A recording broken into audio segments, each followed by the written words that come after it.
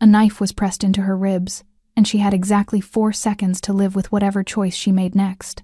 So instead of screaming, the widow moved her fingers one silent sentence to the most dangerous man in the city. He didn't blink, and the thug holding her had no idea he'd just made the worst mistake of his life. If this story pulled you in, go ahead and subscribe so you never miss what's ahead. I've got another unforgettable story coming tomorrow. And while you're here, drop a comment and tell me where you're watching from. I love seeing people tuned in from all over the world. Okay, let's get back into it. The cobblestones of Callum Street glistened beneath the amber wash of old iron street lamps, rain pooling in the cracks between stones and reflecting broken light back at a sky that offered nothing.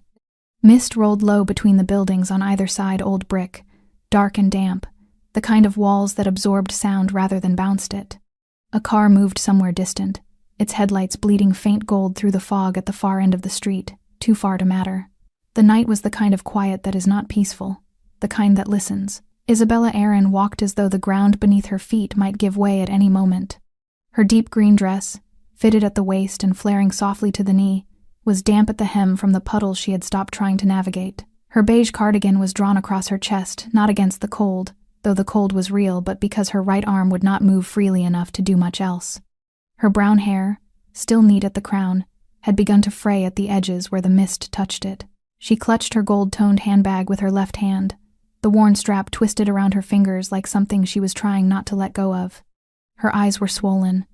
The redness had not faded since she had stood in her kitchen an hour ago, staring at a letter she had already read 11 times, and wept for a version of her life that no longer existed. She had been crying when Derek arrived. He moved half a step behind her and slightly to the right, his large body angled inward in the practiced way of a man mimicking proximity without tenderness. His dark hood was pulled low. His worn leather jacket caught the amber light in dull patches and creaked faintly with each stride. To anyone glancing from a window above, they might have appeared a couple walking home late, close together, saying nothing. The silence between them could have been comfortable. It was not. His hand was at her elbow, fingers wrapped with a pressure that communicated everything without needing to say a word. And near her side, pressed flat against the fabric of her cardigan just below the rib cage, the blade of his knife rested in quiet reminder. Not cutting, not yet, simply present, the way a closed door is present when someone is standing against it from the other side. Isabella had understood the rules before he finished his first sentence on Grayford Road. She had looked at his face, the hooded eyes, the set jaw of a man performing a task rather than making a choice, and she had calculated, very quickly, what screaming would cost her, what running would cost her, what reaching into her bag for her phone would cost her. She had added the figures in the space of 3 heartbeats and arrived at an answer she did not like but accepted. Walk, stay quiet, think. She had been walking for 11 minutes. She had been quiet for all of them. Thinking had so far produced nothing except the growing certainty that whoever Derek was bringing her to, whatever Matthias intended when she arrived, tonight was not a night she would be allowed to simply leave. The street ahead was nearly empty. Then she saw him. He emerged from the mist at the far end of Callum Street, the way certain men enter rooms without announcement, without urgency, as though the space had already arranged itself around his arrival. He walked with his hands loose at his sides. His black suit was immaculate despite the rain, the jacket fitted, no tie, the collar of his dark shirt open at the throat. The tattoos began at his hands, heavy ink across the knuckles, climbing the backs of his fingers and continued up past his wrists, disappearing beneath his cuffs, reappearing again at his neck where dark lines curved toward his jaw. His face was lean, angular, and utterly still. His eyes moved across the street the way eyes move when they are cataloging rather than simply seeing. He did not slow when he registered them. Derek did not slow either. Men like Derek do not adjust for strangers. Isabella adjusted for everything. She counted the distance between them. 15 feet, 12, 10. Her heart was striking so hard against her ribs that she was half convinced the sound was audible in the silence of the street. She did not turn her head. She did not alter the rhythm of her stride. She did not change the expression on her face, which had settled into a kind of careful blankness she had been wearing since Grayford Road. But her left hand hanging near the folds of her damp skirt, the hand Derek had no grip on, the hand that was free in the only way any part of her was currently free shifted, slowly, below the sightline of the arm locked in Derek's grip, her fingers rose to her waist. And between one breath and the next, in the narrow seconds before the man in the black suit passed entirely and was gone. She formed the shapes she had practiced in the quiet months since her husband's funeral, shapes she had learned not for any moment she imagined would come, but because grief makes people do careful, private things to fill the silence. "Help me, he has a weapon." The man in the black suit did not stop immediately. His stride carried him one more step forward, then it stopped. He stood still in the mist, 4 feet from them, his tattooed hands loose at his sides. He did not look at Derek first, he looked at Isabella. At her face, the swollen eyes, the careful blankness, the way she was holding herself like something that had been told very precisely how to stand. Then his gaze moved to Derek's grip on her elbow, to the angle of Derek's arm and what it implied about where his other hand was. He had understood her fingers before she completed the second word. When he spoke, his voice was quiet, almost conversational. A man observing something mildly inconvenient. Let her go. Derek's head turned. He looked Francisco Mora up and down, with the flat assessment of a man who has decided the answer before the question is finished. Then the corner of his mouth pulled into something that was not quite a smile. "Mind your business." Isabella felt Derek's grip shift just slightly, just a fraction, as his attention divided itself between the woman he was holding and the man he had decided did not matter. That fraction was all she had. She stopped calculating. She stopped being careful. She pushed. 6 months earlier, Isabella Aaron had stood in a hospital corridor under fluorescent lighting that made everything look slightly wrong, the walls too white, the floor too clean, the faces of passing nurses too composed for what they were moving through, and listened to a doctor explain, in careful, measured language, that her husband was gone. She had nodded. She remembered nodding. She did not remember what her face did. Thomas Aaron had been 34 years old. He had driven the same route to work for 6 years without incident. The police report described black ice and a barrier that gave way too easily for the speed at which he had been traveling. The investigation lasted 9 days and concluded with a single typed page that used the word accident 4 times and answered none of the questions that would come to Isabella later, much later, when the grief had thinned just enough to let other things through. Questions like why Thomas had stopped answering his phone in the 2 weeks before he died, like why he had moved money between accounts she hadn't known existed, like why, at his funeral, a man she had never met stood at the back of the church with his hands folded and watched the proceedings with the calm, proprietary attention of someone attending a meeting rather than a burial. She had not known his name then. She learned it 3 weeks later, when he knocked on her door. Matthias Aaron was Thomas's older brother by 11 years. He was broad-shouldered, well-dressed in the way of men who want you to notice the effort, and possessed of a smile that arrived slightly before the warmth that was supposed to accompany it. He brought flowers, white lilies, which Isabella would later think was either thoughtless or deliberate, and sat in her living room with his ankle crossed over his knee, and spoke about Thomas in the past tense, with an ease that made her stomach tighten. They had not spoken in years, he told her. A falling out. Old business, old wounds. He had wanted to reconcile. He was sorry he had not done it sooner. He was very sorry. Isabella offered tea. She sat across from him and listened, and told herself that grief made people strange, that estranged families often appeared at funerals, and afterwards, that his presence did not mean anything beyond the ordinary awkward reach of a man who had lost a brother he had not spoken to. She told herself that until he reached into the inside pocket of his jacket and placed a document on her coffee table. It was a loan agreement, dated 14 months prior. Thomas's signature at the bottom, pressed firm and recognizable. The sum written in the middle of the page was large enough that Isabella read it twice, certain she had misplaced a decimal. She had not. "Thomas borrowed from me," Matthias said, his voice carrying the rehearsed gentleness of someone delivering news they have already decided how to frame. "We didn't speak, but family is family. He needed it. I gave it to him. He was going to repay me." He paused. He didn't get the chance.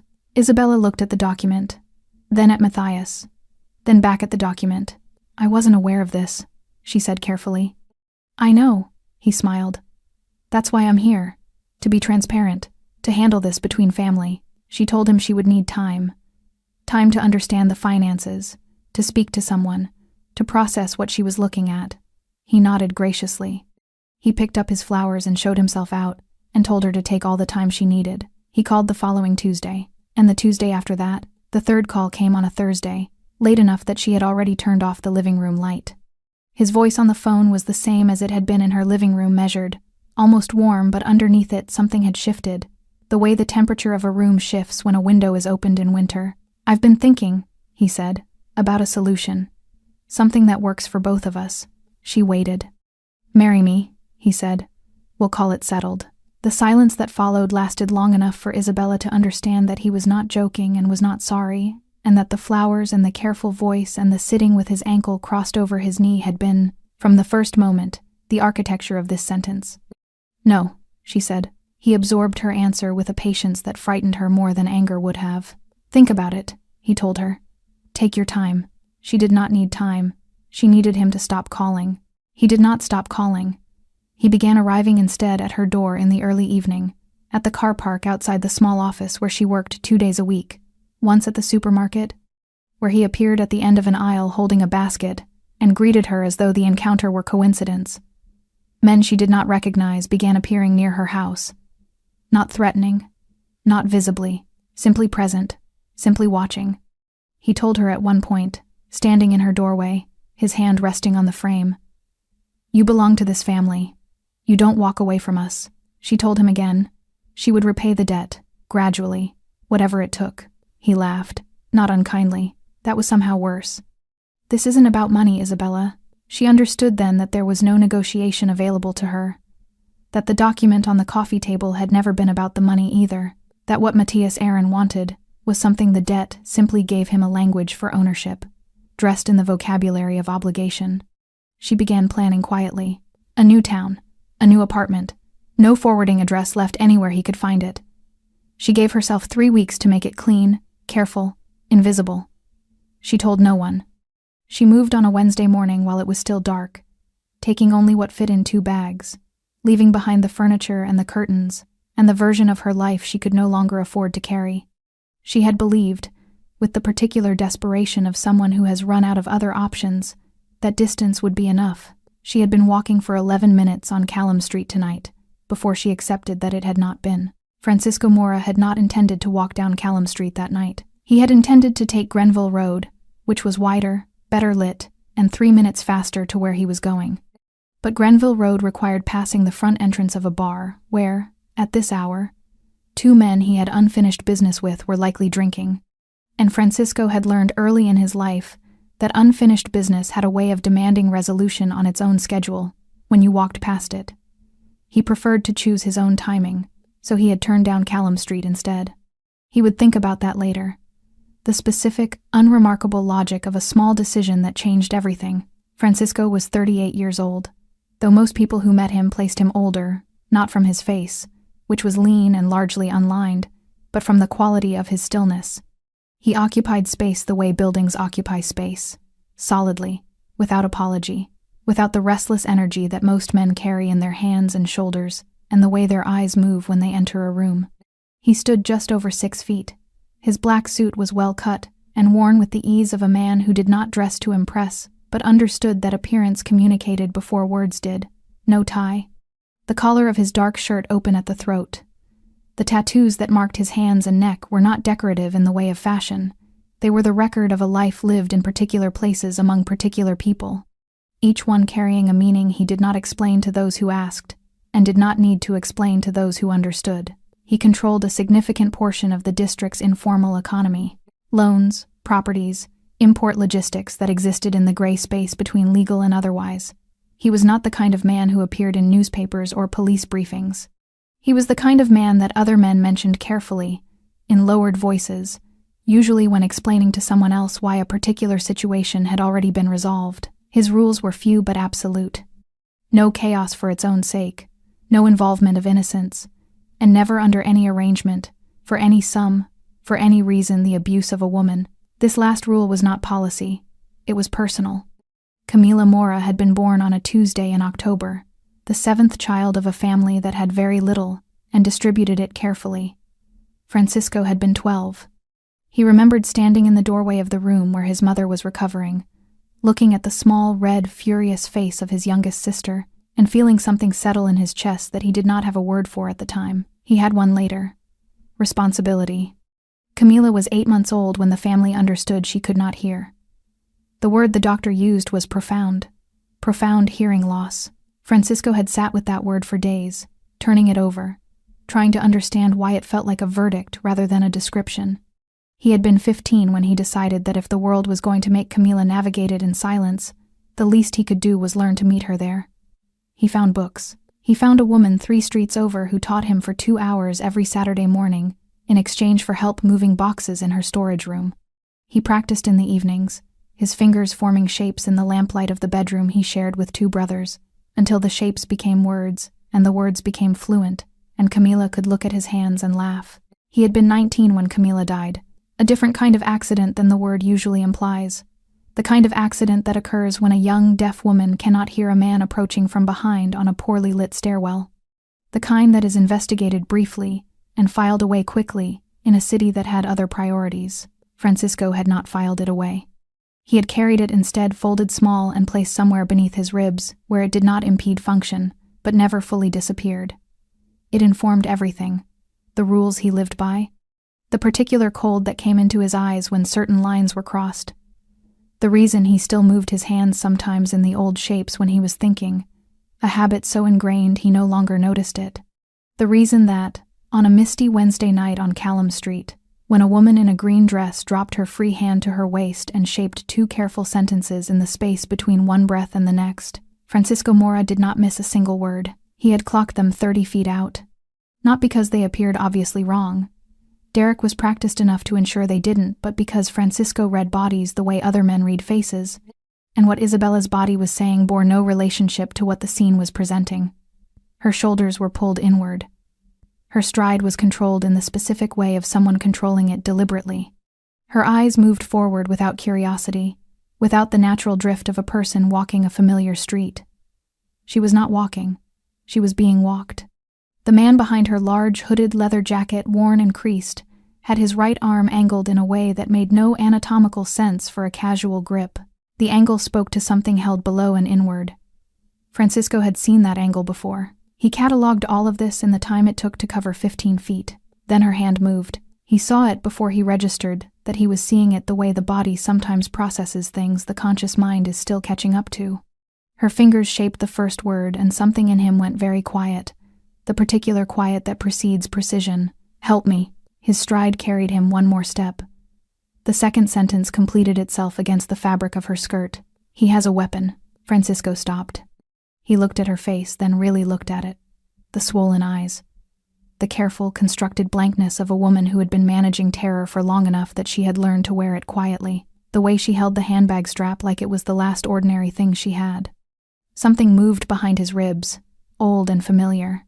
He looked at Derek. Derek had already made his assessment and arrived at his conclusion, the flat, dismissive evaluation of a man who sees a stranger and decides, in under a second, that the stranger is not a variable worth adjusting for. That was his mistake. Francisco's voice, when it came, was almost pleasant. Let her go. Derek laughed. It was a short sound, dismissive. The kind of laugh that is less about humor and more about establishing hierarchy. A sound men like Derek deployed the way others deploy words, to communicate that the person in front of them had fundamentally misunderstood the situation. Walk away, Derek said. His voice was low, unhurried, confident in the way of men who have not yet encountered the specific consequence that recalibrates that confidence. This doesn't involve you. Francisco did not move. He stood in the amber wash of the street lamp with his hands loose at his sides, his tattooed fingers relaxed, his face carrying the same unreadable stillness it had carried since he turned onto Callum Street. He was not performing calm.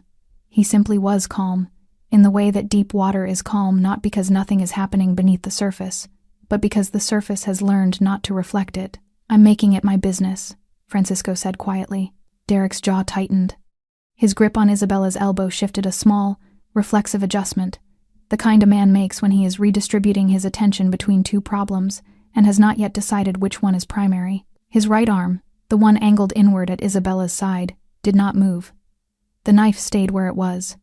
But his eyes moved to Francisco. That was the mistake, not the only one he would make tonight.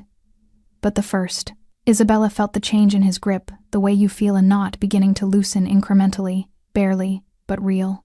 She had been measuring it for 11 minutes, the exact pressure of his fingers against her elbow, the way it varied when his attention was fully on her versus when something pulled it sideways. She had been waiting, with a patience born entirely of desperation, for a variation large enough to mean something. This was it. She did not think. Thinking had been what she'd been doing for 6 months, careful, measured, exhausting thinking that had moved her to a new town, and a new apartment, and a new routine, and had delivered her, ultimately, to this misty street with a knife at her side. Thinking had its limits. She had reached them. She pushed. Her left shoulder drove back and into Derek's chest, not powerfully. She was not built for power, but with the sharp, a sudden commitment of someone who has accepted that the next 5 seconds will determine everything. Derek's grip broke. Not completely. His fingers dragged against her cardigan as she lurched forward, pulling the fabric sideways, and she heard him make a sound surprise more than pain. And then she was stumbling 2 steps ahead, and turning, and the knife was no longer against her side. Everything happened in the space of a breath. Francisco was already moving before she cleared Derek's reach. Not running, he did not run. He covered the distance in 3 long, rapid strides that made no wasted motion. And by the time Derek had processed the fact that Isabella had moved and swung his attention back forward, Francisco was already inside his space. He caught Derek's knife hand at the wrist. The grip he applied was not brute force, it was geometry. 2 fingers pressed against the specific junction of tendon and bone on the inside of Derek's wrist, where the body's own architecture works against it. And he rotated inward and down in a single motion that combined Derek's own momentum with physics he had no way to resist. Derek's arm folded. His hand opened involuntarily. The knife left his fingers and struck the wet cobblestones with a sound that was surprisingly small for something that had controlled the last 11 minutes of Isabella's life. It spun once, came to rest in a puddle, went still. Derek was not finished. He swung with his free arm wide, poorly angled, the swing of a man reacting rather than thinking, and Francisco stepped inside it, let it pass across his shoulder, and drove his forearm into Derek's chest. The impact was precise, and it was enough. Derek's back met the brick wall behind him, with a force that emptied the air from his lungs in a single hard exhale. He slid. His hood fell back. His face, exposed now in the lamplight, was broad and weathered, and currently registering an emotion it had likely not registered in some time. Confusion, then pain, then a darkness that arrived quickly and completely as Francisco's elbow connected with the side of his jaw in one final, efficient movement. Derek folded onto the wet cobblestones and did not get up. The street went silent. Not the tense, listening silence of before something different now. Emptied. As though the night had been holding its breath for 11 minutes and had finally, quietly, released it. Mist drifted between the lampposts. The distant headlights had not moved. Somewhere above them, water dripped from a gutter in an irregular rhythm that was the only sound left. Francisco straightened his jacket. He looked at Derek for 2 seconds, not with satisfaction, not with anything that resembled emotion, assessing, confirming. Then he turned. Isabella had not run. She stood 4 feet away on the glistening cobblestones, her green dress damp and twisted at the hip from where Derek had grabbed at her. Her beige cardigan pulled off one shoulder. Her handbag still clutched in both hands now, as though it were a fixed point in a world that had just tilted violently on its axis. Her chest was rising and falling rapidly. Her eyes, already swollen from an evening of weeping before any of this had begun, were wide and fixed on Francisco's face. She was looking at him the way people look at something they cannot immediately classify. Not fear, not relief. Something between them that had not yet decided what it was. Francisco raised his hand slowly and signed, "You are safe." 3 words, simple shapes, formed with the same unhurried precision with which he did everything, his tattooed fingers moving clearly in the amber light, making certain she could read every letter. Something in Isabella's face broke open. Not gently. Not the way relief is supposed to arrive quietly, gradually, like color returning to a room. It broke the way things break after they have been held together past their limit. Her shoulders dropped first, then her chin. A sound came out of her that was not a word, and not quite a cry, something rawer than either, something that had been compressed into a very small space for a very long time. She wept. Standing in the middle of Callum Street in the rain, her green dress soaked at the hem, her handbag hanging from fingers that had finally stopped gripping quite so hard, Isabella Aaron wept with the absolute, undignified completeness of a woman who had just run out of the last of whatever had been keeping her upright. Francisco did not look away. He did not fill the silence. He simply waited still, steady, present while the night held them both. The apartment was on the 3rd floor of a building that had no name on the door and no number visible from the street. Francisco had 3 such places across the district, not safe houses in the dramatic sense, not rooms stocked with weapons and contingency plans, but quiet spaces, unremarkable, the kind of addresses that did not appear in conversations. He brought Isabella here because it was closest. That was the only calculation he made. She had not asked where they were going. She had walked beside him from Callum Street through 2 turns and a narrow passage between buildings, with the quiet compliance of someone whose body had simply transferred its obedience from one instruction to another. He had noticed this and said nothing. There would be time. The apartment was warm and plainly furnished. A table, 4 chairs, a sofa the color of slate, a kitchen with a kettle that Francisco filled and switched on without asking, because in his experience people who had spent an hour in the cold being frightened needed something hot in their hands before they needed anything else. Isabella sat at the table. She had stopped crying on Grenville Road, not because the feeling had passed, but because she had reached the specific exhaustion that exists on the other side of it. Her eyes were dry now, and very still. She had set her handbag on the table in front of her, and placed both hands flat beside it, as though reassuring herself the surface was solid. Francisco set a mug in front of her, sat across the table, said nothing. She looked at him for a long moment, at the tattoos on his hands resting on the table, at the calm, undemanding quality of his attention. He was not watching her the way people watch someone they expect to perform recovery on a schedule. He was simply present, in the way of someone who understood that silence was not always a void that needed filling. She picked up the mug, held it, then she began. She told him about Thomas first. Not the accident, she was not ready to call it that tonight. Not after everything but Thomas as he had been. The quiet man who made coffee too strong and forgot to replace the milk, and had a habit of reading 3 books simultaneously, leaving them face down and splayed across every flat surface in the apartment, until she had complained about it so many times, it became a joke between them, and then a memory she could not touch without it costing her something. She told him about the hospital corridor, the doctor's measured language, the nodding she still did not remember doing. She told him about the loan document on the coffee table, and Matthias sitting with his ankle crossed over his knee. She told him about the marriage proposal, delivered in the same measured voice, as though it were a reasonable administrative solution to a mathematical problem. She told him about the calls and the visits and the men who appeared near her house, about standing in her doorway and hearing you belong to this family and understanding, with a clarity that was almost physical, that there was no version of staying that ended safely. She told him about the new apartment, the 2 bags, the Wednesday morning departure in the dark. She told him about tonight. Grayford Road, the voice that said walk. The 11 minutes on Callum Street that she had spent deciding whether she was going to survive or simply endure whatever came next. Throughout all of it, Francisco did not interrupt. He did not lean forward with the performed engagement of someone demonstrating that they were listening. He simply listened, absorbing everything with the same stillness he carried in his body. His dark eyes on her face, his tattooed hands resting quietly on the table between them. When she finished, the kettle had long gone cold, and her mug was empty, and the apartment was very quiet. Francisco was silent for a moment longer. Then he said, "I will handle it." 4 words. No elaboration. No list of methods or assurances or explanations of what handling it would mean. Just the statement, placed on the table between them as plainly as he had placed the mug. Isabella looked at his face and understood, with the particular instinct of a woman who had spent 6 months learning to read the gap between what men said and what they meant, that these 4 words were exactly what they appeared to be. Not a performance, not a negotiation opening, a fact about the immediate future. She nodded once, looked down at her empty mug. "I don't know why you're doing this," she said quietly. Francisco considered the question with the seriousness it deserved. "You asked?" he said finally. She looked up. He gestured briefly with his right hand, the old, familiar shape of it, the sign she had made on Callum Street, and she understood that he meant this precisely. She had asked, in the only language available to her in that moment, and he had heard. That was the entirety of his explanation.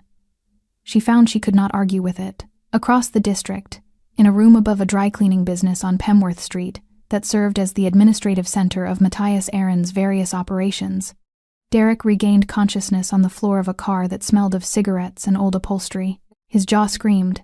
His wrist was worse. The man in the driver's seat did not ask how he was feeling. He asked what had happened.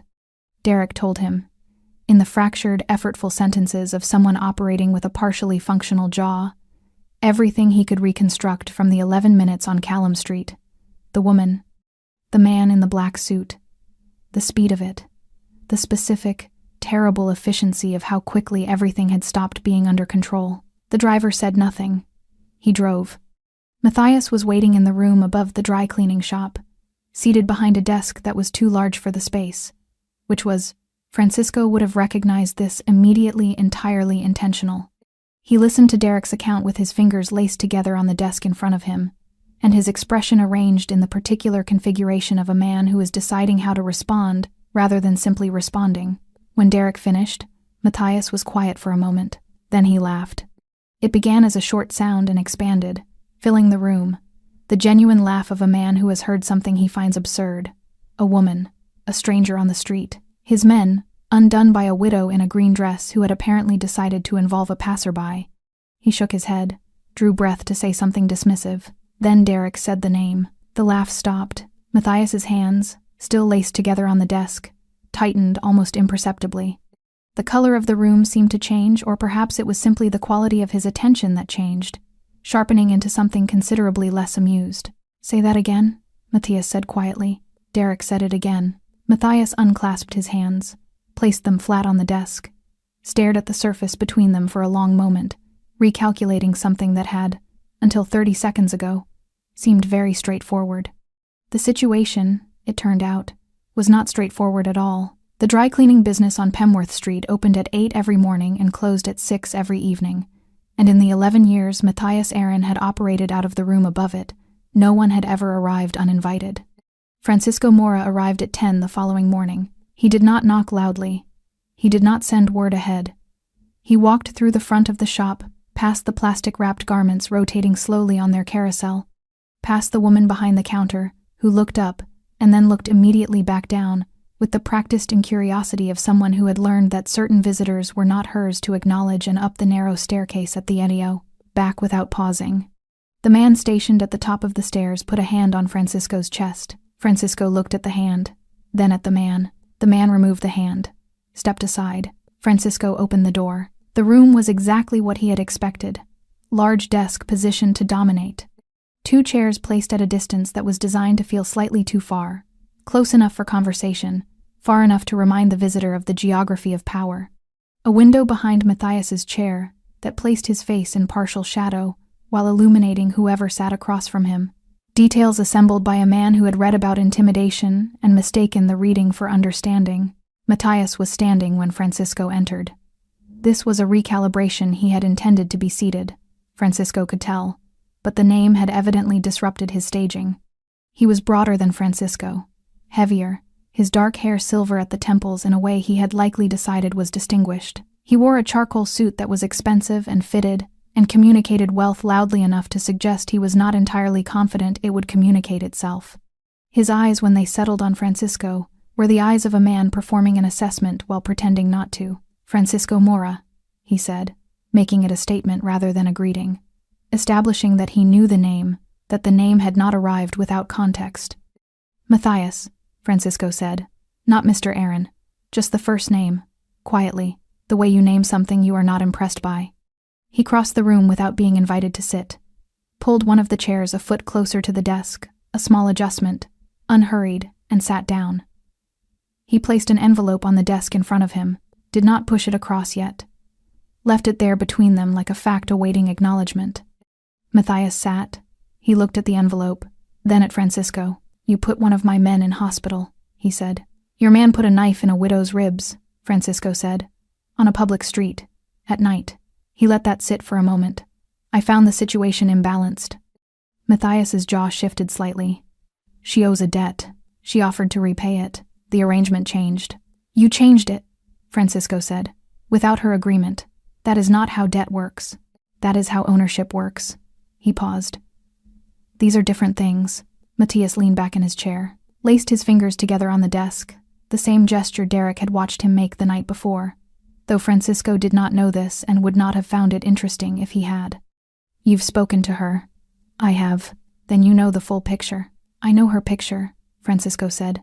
"I'm here to understand yours."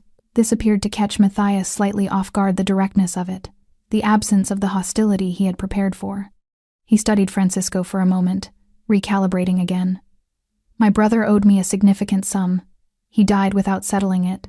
The debt transfers to his estate, Francisco said, not to his wife's body. The room was very quiet. Matthias smiled. It was the smile of a man who has decided to find something charming rather than threatening, because the alternative requires him to feel something he would prefer not to feel. You're here to negotiate. I'm here to settle. Francisco pushed the envelope across the desk. Matthias did not open it immediately. He looked at it with the careful neutrality of a man who will not allow himself to appear impressed by anything before he has decided whether being impressed is strategically appropriate. Then he picked it up, opened it, looked at the contents. Whatever figure he had expected, this was not it. Something moved briefly across his face, not gratitude, not relief, but the involuntary flicker of a man whose financial arithmetic has just been interrupted by an unexpected variable. He set the envelope back on the desk. This covers the principal, he said. And the interest, Francisco said. I had it calculated independently. The figure is accurate. Matthias looked at him. You had it calculated. Last night. Another silence. Matthias tapped the envelope once with 2 fingers. Then he leaned forward, and the smile returned. But it was different now, stripped of its earlier warmth, wearing its actual face, which was considerably less pleasant. You're a practical man, Francisco. I respect that. But you're misunderstanding something fundamental. He paused for effect. This stopped being about the money a long time ago. I know, Francisco said. That's what concerns me. She's Thomas's widow. She belongs with this family. She belongs to herself, Francisco said.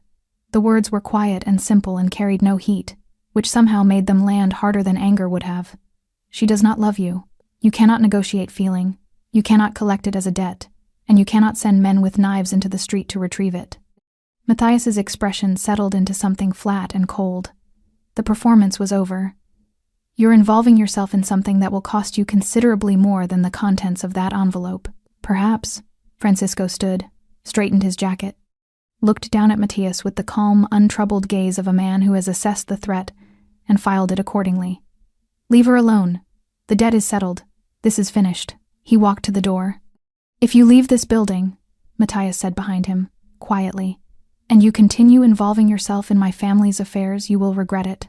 I promise you that. Francisco paused at the door, did not turn around.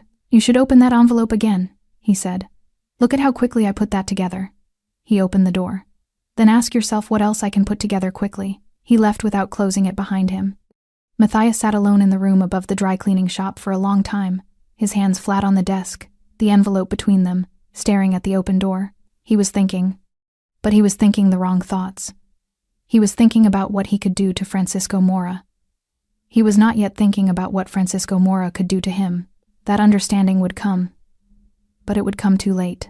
Matthias Aaron made his decision at 11:47 that night. Francisco would know the precise time later, from a man who had been in the room and understood the value of accurate information delivered to the right person. The decision itself was not complicated. Matthias had sat with the open door and the envelope on his desk for most of the day, rotating through his options with the methodical patience of a man who trusted his own judgment, absolutely, and had rarely encountered evidence that suggested he shouldn't. By evening, he had arrived at his conclusion. Francisco Mora had walked into his office, placed money on his desk as though settling a bill at a restaurant, told him what he could and could not do with his own family, and walked out. The money was real. The calculation was accurate. None of that was the point. The point was the walkout, the open door, the particular quality of Francisco's departure, unhurried, unafraid, the exit of a man who had not felt the need to look back. Matthias could not absorb that. It was not in his architecture. He made 3 phone calls. Then he sent 4 men to Isabella's apartment on Crestfield Lane. They arrived at 12:20, 2 at the front entrance, 2 at the rear. Clean, coordinated, the kind of approach that suggested Matthias had resources beyond Derek and his predecessors. The man at the front tried the buzzer first, apartment 14. The name beside it recently changed, a detail that had taken Matthias's people less than a day to find. No answer. He tried again. Still nothing. They went in through the rear entrance at 12:26. Apartment 14 was empty. Not abandoned, the furniture was in place. A cup sat beside the kitchen sink. A book lay face down on the sofa arm in the unconscious way of someone who intended to return to it. But the things that indicated a person's actual presence, a phone charger, a coat on the hook by the door, the specific accumulation of small daily objects that makes a space inhabited rather than merely furnished, were gone. She had been moved. The man at the front called Matthias at 12:31 and delivered this information in the flat, careful tone of someone who understood that the content of the message would determine the temperature of the response. Matthias said nothing for a moment. Then he said to find out where she had gone and ended the call. He sat in the dark above the dry cleaning shop and understood, with a cold and gradually expanding clarity, that Francisco Mora had anticipated him. Isabella did not know about the 4 men until the following morning. She had spent the night in another of Francisco's unremarkable addresses, a flat above a printing business on Quarry Street. 2 rooms, adequate heat, the low rhythmic sound of the city outside. Francisco had moved her the previous afternoon, shortly after returning from Pemworth Street. He had said only that it was a precaution. She had looked at his face when he said it and understood it was more than that, but she had not pressed. She was learning the particular economy of his communication, that he said what was necessary, and that what was necessary was always accurate, which was more than she could say for most people she had trusted. She had slept. This surprised her. She had expected to lie awake, cataloging the events of Callum Street, replaying Derek's grip and the cold pressure of the blade and the specific quality of the terror that had walked with her for 11 minutes. Instead, she had fallen into a deep and dreamless sleep within 20 minutes of lying down, her body apparently having made a unilateral decision that it had spent enough of its resources on vigilance and was collecting the debt. She woke to gray morning light and the smell of coffee, and Francisco sitting at the small table near the window with his phone on the surface in front of him, his dark eyes moving to her when she appeared in the doorway. He told her about the 4 men. He told her about the empty apartment, the coordinated approach, the evidence that Matthias's reach extended faster and further than a single night should have allowed. He told her without softening it, without the particular condescension of people who believe that managing someone's access to bad news is a form of kindness. He told her the way you tell someone the weather directly, completely, because they needed to make decisions about what to wear. Isabella sat down, wrapped both hands around the coffee mug he had placed across the table from his own. "He's not going to stop," she said. "Not a question." "Not yet," Francisco said. She looked at the mug. "The negotiation didn't work. The negotiation established something useful," Francisco said. "He knows the debt is settled. Whatever he does from here, he can't dress it as finance. He has to wear what it actually is." "And what is it actually?" "Obsession," Francisco said. "Men who cannot accept being left tend to escalate when confronted with evidence that they have been." He paused. "The escalation tells me what I needed to know." "What did you need to know?" He looked at her steadily. "That he won't respond to reason. That the next conversation cannot be a conversation." The flat was very quiet. Outside, the city moved through its morning ordinary, indifferent, entirely unaware of the specific crisis being navigated in the 2 rooms above the printing business on Quarry Street. Isabella set her mug down. When she looked up, there was something different in her expression, not the managed blankness of Callum Street, not the broken exhaustion of the safe house table, not the careful gratitude of the past 24 hours. Something that had been absent from her face for 6 months was beginning, tentatively, to return. Not hope exactly, too early for hope. Something harder than hope. Something that looked forward rather than sideways. "What do you need from me?" she asked. Francisco considered the question. He was accustomed to people asking what he would do for them, what he could provide, what his protection cost. He was not accustomed to being asked what he needed. The distinction registered. "Nothing," he said. "Stay here. Stay away from the windows." He stood, picked up his phone. "I have some conversations to have." Isabella watched him move toward the door, the same unhurried, inevitable quality of movement she had first seen from 30 feet away, on a misty street, walking toward her through the amber dark. "Francisco," she said. He stopped, turned. She held his gaze. "Be careful." He looked at her for a moment. Something moved briefly behind his eyes, not quite surprise, but adjacent to it. The expression of a man encountering something he had not accounted for in his calculations. Then he nodded once and left. The door closed quietly behind him. Isabella turned back to her coffee, her hands steady around the mug, and began for the first time in 6 months to think about what came after. Francisco made 4 phone calls between Quarry Street and his office on Belden Road. The first was to a man named Rourke, who handled municipal records and possessed an extraordinary memory for the kind of paperwork that organizations like Matthias Ahrens generated when they believed nobody sufficiently motivated was paying attention. The second was to a woman named Petra, who managed 3 legitimate businesses in the district and had, over 7 years of careful observation, developed a precise understanding of which of her competitors' operations were genuine and which were performing genuineness for a regulatory audience. The third was to a former police detective named Calloway, who had retired under circumstances that remained technically unresolved, and who exchanged information with Francisco under an arrangement that had suited both parties for longer than either officially acknowledged. The fourth call was the shortest, 2 sentences, a name and an address. The man on the other end said he understood and ended the call without ceremony. Francisco put his phone in his pocket and walked the remaining distance to Belden Road in the early morning quiet of a city not yet fully awake. He had not slept. He did not appear to require it in the way other men did, or if he did, he had learned to defer the requirement until circumstances permitted, which they currently did not. He sat behind his desk in the plane, ordered office above the hardware shop, and opened a folder Rourke had sent to his email at 6 that morning. 41 pages of financial documentation, property records, company registrations, and licensing agreements that mapped the architecture of Matthias Ahrens' operation with the kind of granular clarity that only becomes possible when someone who knows precisely where to look decides to look there. Francisco read all 41 pages without interruption. He marked 7. Then he began. It did not look like dismantling from the outside. It looked, to anyone moving through the district that Wednesday, like an ordinary day. Deliveries arrived and departed on schedule. Businesses opened their shutters at their usual hours. People navigated their routines with the comfortable unconsciousness of people who had somewhere to be and were going there. Nothing appeared disrupted. Nothing announced itself as the beginning of an ending. Petra made 2 calls to suppliers who maintained long-standing arrangements with a property management company that existed, on paper, as one of Matthias's cleaner operations. She did not threaten. She did not reference Matthias by name. She simply extended an alternative offer, better terms, more reliable structure, the kind of long-term stability that an organization navigating significant uncertainty could not honestly promise. Both suppliers said they would consider it. By early afternoon, both had quietly updated their arrangements. Calloway walked into the district licensing office with 3 documents and a conversation with someone he had known for 11 years.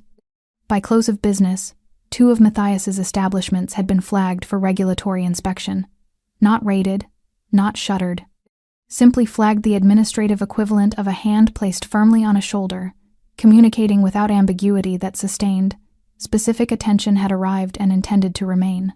The 4 men Matthias had sent to Crestfield Lane 2 nights prior found, across the course of the day, that their usual contacts had become unavailable. Not hostile, not explicitly warned away, simply unreachable, busy, unresponsive, suddenly occupied with other priorities in the particular way that people become occupied when someone whose judgment they respect more than yours has quietly suggested that availability might not serve them well right now. By evening, Matthias's operation was not destroyed, but it had become aware of itself in an entirely new way. It could feel the pressure of the ground beneath it. That sensation, unfamiliar, destabilizing, arriving without a clear face to direct anger toward, was precisely what Francisco had intended it to feel. Matthias felt it too. He received information across the day in pieces, each piece individually containable. Collectively assembling a picture, he kept attempting to reframe as coincidence, and kept failing to sustain that framing against the accumulating weight of evidence. A supplier gone quiet. A licensing flag. 2 men unable to reach intermediaries they had relied on for years. A property query filed by a firm whose connections, when investigated, pointed consistently in one direction. By 7 that evening, he had stopped pretending the pieces were unrelated. He made calls. He reached out to men who owed him, men with resources and reach, men who operated in spaces that intersected with Francisco Mora's and who might Matthias calculated, working through his options with the systematic patience of a man who had never previously encountered a problem his network could not absorb, have their own motivations for wanting that particular operation disrupted. Most listened politely. Two said they would see what was possible. Neither called back. Francisco drove to Pemworth Street at 9 that evening. He parked on the adjacent road and walked. The dry cleaning shop was dark at the front, the carousel of plastic-wrapped garments still behind the shuttered glass. The light above the rear staircase was on. He went in through the back, up the narrow stairs. The man who had been stationed at the top yesterday was not there. The landing was empty. He opened the door. Matthias was alone. Francisco assessed this in the time it took to cross the threshold, and concluded it was miscalculation rather than bravery. The two things resembled each other most closely in the moments before their consequences diverged. The large desk remained. The envelope from the previous day was still on its surface, opened, its contents placed to one side with the careful neutrality of something a man has looked at many times and not resolved. Matthias was standing at the window when Francisco entered, hands clasped behind his back, looking down at the street below. He did not turn immediately. Francisco recognized the performance the composed man surveying his territory, unhurried by arrival. He waited for it to finish. Matthias turned. His face had changed since yesterday. The architecture of confidence that had structured his expressions throughout that first meeting, the managed smile, the performed authority of the oversized desk, and the shadowed window had developed visible fractures. Not collapse. The structure was still standing, but standing the way things stand when the load has exceeded what they were built for and the material has begun, invisibly, to fail. "You've been busy," Matthias said. "I told you to consider what I could put together quickly," Francisco said, crossing the room and stopping in its center. "I wanted you to see it. Suppliers, licensing paperwork, some conversations." Matthias kept his voice measured. "This isn't finished." "No," Francisco agreed. "It isn't. That's your choice." He held the other man's gaze without heat, without the performance of threat. "The licensing flags are the beginning. The property registrations are being reviewed by people who will find exactly what they are looking for, because I have told them precisely where to look. Your operation runs on the assumption that the attention it receives is general and manageable. What I am directing at it is specific and patient. I can sustain this attention for as long as is required." He paused. "You cannot sustain the operation while I do. The arithmetic is not complicated." Matthias was quiet. The room was quiet around him, the particular quiet of a man whose internal calculations are running faster than his face is able to conceal. "You're doing all of this," he said, "for a woman who didn't even know your name 4 days ago." "She asked for help," Francisco said. "I am providing it. That is the complete account." He let that sit. "Leave the district tonight. Don't return. What remains of your operation can dissolve on its own time without my involvement. That is the offer. It does not improve with negotiation." Something moved across Matthias's face. Not rage. Rage would have been easier, more legible, something more complicated and more costly. The expression of a man who has pursued a single objective with such consuming focus that he has not, until this moment, looked directly at what the pursuit has made him, what he has dismantled in himself in service of something that was never love, and never could be made into it. He looked away. Francisco waited 2 seconds. Then he turned and walked to the door without another word, without looking back, with the same unhurried certainty that had characterized every movement he had made since Callum Street. Behind him, he heard Matthias exhale, a long, pressurized sound, the sound of a structure releasing what it could no longer hold. On the street below, the city continued its ordinary night. By midnight, Matthias Aaron had left the district. He took one bag. He did not inform his remaining men. He did not say goodbye to anyone, because there was, when he examined the landscape of his life honestly, no one to say it to. He did not return. Francisco arrived at Quarry Street at 8 the following morning. He knocked twice in the pattern Isabella had learned over the past several days to identify without thinking a small, domestic detail that struck her. When she noticed herself recognizing it, as evidence of how thoroughly her situation had rearranged what she considered ordinary, she opened the door. He came in carrying 2 coffees from the corner place, and set one in front of her with the same unhurried efficiency with which he did everything, and sat across the table, and told her. Matthias was gone. The operation had fractured with his departure enforcement loyalty being, in Francisco's experience, largely conditional on the continued functioning of the structure that provided it. The men sent to Crestfield Lane had scattered. The licensing flags remained on record. The suppliers had not returned. The property reviews were ongoing, and would proceed to their conclusions without requiring further input from Francisco. It was finished. Isabella sat across the table with both hands around her coffee cup and absorbed this information in the same way she had learned to absorb everything over the past 6 months, carefully, checking it from multiple angles before allowing herself to fully occupy it. She had been disappointed by certainties before. She had built careful structures of relief on foundations that turned out to be provisional. But Francisco did not deal in provisional. She had understood this about him by the second morning. "He's not coming back," she said. "No."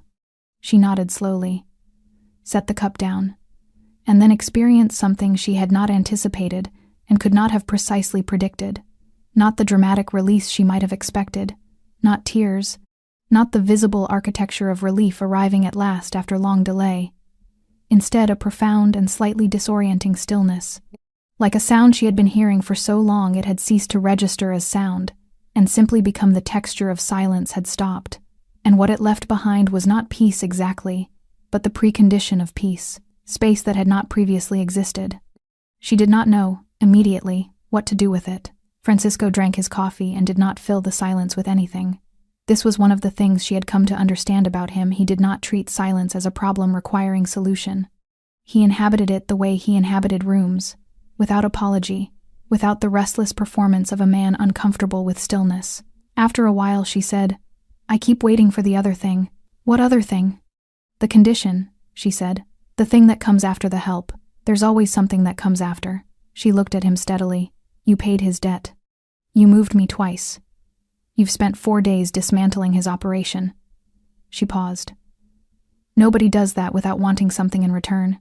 Francisco considered her words with the seriousness she had learned he applied to things that deserved it. He did not immediately reassure her, did not produce the quick, smooth denial of a man who has a prepared answer. He sat with the question. "My sister's name was Camila," he said. Isabella went still. She was deaf. I learned sign language to speak with her. He turned the coffee cup once on the table surface. "She died when she was 19. In circumstances that involved a man who believed that her inability to hear him coming made her available." His voice carried no performance of grief. It was flat and factual, the way he described everything, which somehow made it land with more weight than anguish would have. "I could not help her. I was in a different city. By the time I knew, there was nothing left to do but know." The apartment was very quiet. "On Callum Street," he said. "You used her language to ask for help. And I was there." He looked at her directly. "That is the complete account of my motivation. There is no condition behind it." Isabella held his gaze for a long moment. She was looking at him the way she had looked at him on Callum Street, after he signed, "You are safe," trying to classify something that did not fit her existing categories. "I'm sorry," she said quietly. "About Camila." He nodded once, accepted it without deflection or minimization. She reached across the table and picked up the envelope he had placed there the previous day, the one she had not opened, had not touched since he slid it toward her. She turned it in her hands. "For my life," she said, repeating his words back to him. "Not for you, not for me," he confirmed. She set it down, did not open it. But she did not push it back across the table either, which Francisco understood, correctly, as her version of acceptance. "I'll pay you back," she said. "Not because I feel obligated, because I want to." Something in his expression shifted barely, the way things shifted in Francisco's face, in the margins rather than the center. "If it matters to you," he said. "It does." He nodded, picked up his coffee.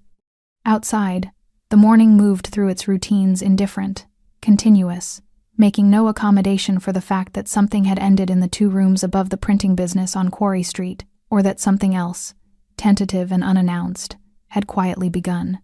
"What do I do now?"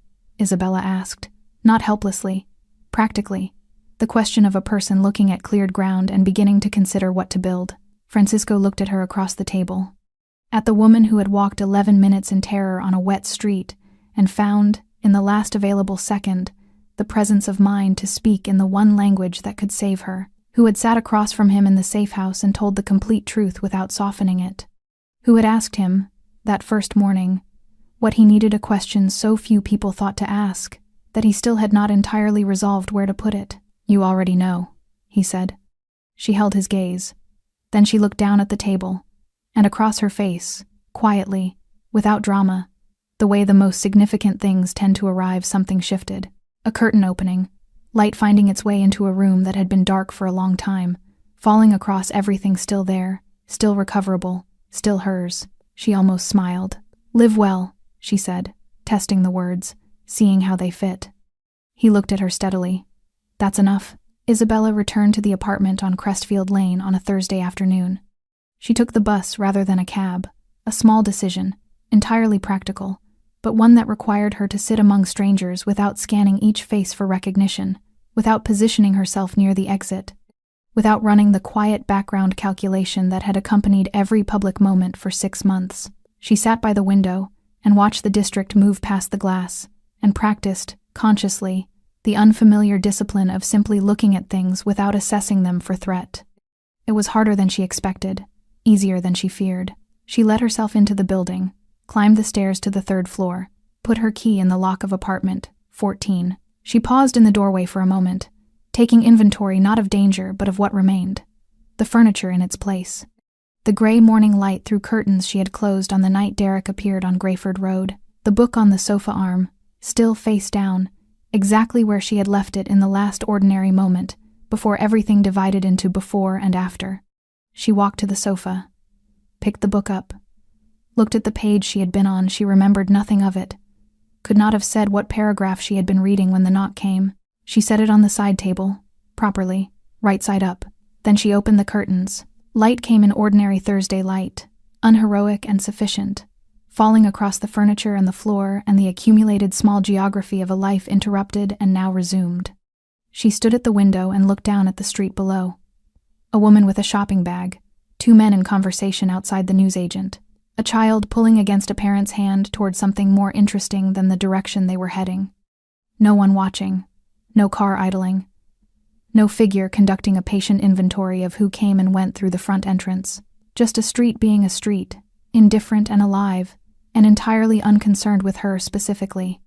She allowed herself to feel this, all of it, without immediately moving to the next thing. It took longer than she expected. Safety, she discovered, did not install itself completely upon arrival. It moved in gradually, claiming territory room by room, day by day. It was there in the first morning she made coffee, without listening for the sound of footsteps on the stairs. It was there in the first evening she fell asleep, before finishing her assessment of the sounds outside.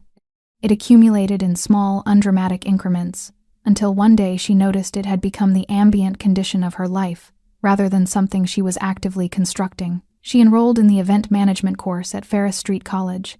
The application took 40 minutes. She sat at her kitchen table and completed every field and submitted it before she could locate a reason not to.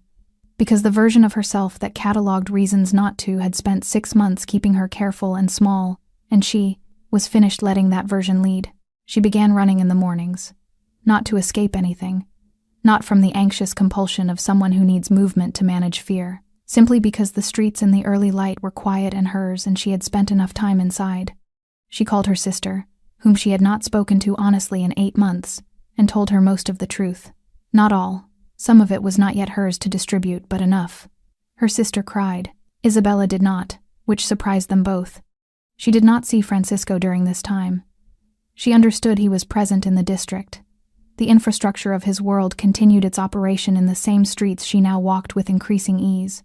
But he did not seek her out, and she had come to understand this as a form of respect, rather than absence. He had done what he said he would do. He was not the kind of man who required the ongoing acknowledgement of it. She thought about him differently than she thought about the other elements of that period. Derek, the knife, Matthias, the 11 minutes on Callum Street, these she processed, the way difficult material is processed, non-linearly, in fragments, returning to pieces of them until they became part of her history, rather than an interruption of it. Weighty but navigable, hers to carry rather than being carried by. Francisco occupied a category she had not previously had occasion to create. Not a rescuer, she resisted that word, because it flattened something that was more lateral, more mutual than it implied. A person who had been paying the right kind of attention at the right moment, and had chosen, without hesitation, and without condition, to act on what he saw. The specific and uncommon gift of being heard in the language you actually spoke, by someone capable of answering. She saw him on a Tuesday. She was coming out of Ferris Street College, folder under her arm.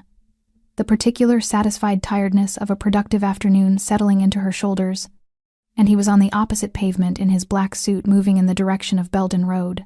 He registered her before she saw him. She knew this because by the time she looked up from her bag, he had already stopped and was looking across at her with the calm, unhurried quality of attention that was simply how he engaged with things that mattered. She stopped too. They stood on opposite sides of the street. Traffic moved between them in its indifferent flow. She registered the tattoos visible at his collar and on the backs of his hands even from this distance. The black suit, the stillness of a man who had nowhere to be that was more important than where he currently was. She thought of Callum Street, of her fingers moving near the folds of her damp skirt, of the 4 seconds she had calculated and used. She shifted her folder under her arm, raised her free hand, and in the space between one passing car and the next, she formed the shapes clearly, slowly, with the confidence of someone who had practiced not the desperate compression of that night, fingers moving between heartbeats, but deliberately, fully, something given rather than something stolen from the margins of terror. "Thank you." Francisco looked at her hands, then at her face. His expression did not change in the ways that most people's expressions change. There was no broad performance of warmth, no smile deployed for the occasion, but something moved in it, quiet and real, in the particular interior way of a man who feels things he has long since learned not to display. His right hand rose, the tattooed fingers moved unhurried, fluent. The ease of a language that had never stopped living in his hands through all the years since a small girl with dark eyes had first taught him that silence was not the absence of communication, but simply another form of it. "Live well." Isabella looked at his hands, then at his face. She held his gaze across the moving street for a moment that was neither short nor long but simply complete the duration it needed to be, and no more. She nodded once. Then she turned and walked up Ferris Street in the afternoon light, folder under her arm, her steps carrying the quality she had been slowly, deliberately, day by day reclaiming the quality of someone moving toward something unfinished and open and worth the walking. She did not look back. On his side of the street, Francisco stood until she turned the corner and was gone. He did not move immediately afterward. He stood in the ordinary Tuesday afternoon with his hands at his sides and let the moment be what it was, complete, sufficient, requiring nothing added to it. He thought of Camila, briefly, the way he always did in moments like this, not with the weight of grief, which he had learned to carry without being governed by it, but with something quieter. Gratitude, perhaps, that the language she had given him had found its way, across all the years and distances between that lamplit bedroom and this street, to someone who needed it. He put his hands in his pockets, walked on.